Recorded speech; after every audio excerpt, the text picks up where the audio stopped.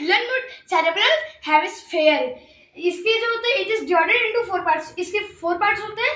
कौन कौन सा? पहला होता है फ्रंटल लॉब, दूसरा होता है पेरिएंटल लॉब और तीसरा होता है ऑसिपिटल लॉब और चौथा होता है टेम्पोरल लॉब। अब इसी के बारे में हम लोग और जान लेते हैं। It control the action and voluntary muscles. ये जो होता है ये कंट्रोल करता है हमारे एक्शंस को।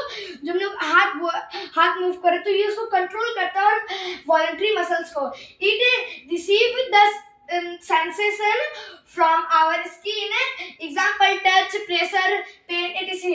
अगर हम आपको जैसे छुए तो आपको पता किस चलेगा, वो ब्रेन को सिग्नल पहुंचाएगा कौन कि कोई छू रहा है स्किन को। तो वही तो उसी के नाम होते हैं सेरेब्रल हेमिस्फीयर। अगर आपको दर्द होगा तो उसका सिग्नल भी सेरेब्रल हेमिस्फीयर ही पहुंचाएगा।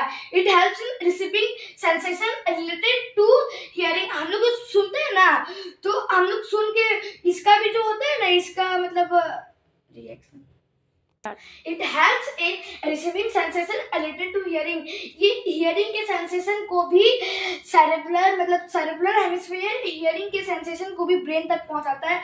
फिर it help in receiving sensation related to vision. हम लोग देखते हैं, अब जैसे मान लीजिए ये मेरा बॉक्स है, हम लोग इसको देखें तो हम लोग इसके बारे में सोचे कि ये बॉक्स है, तो वो कैसे पता चला?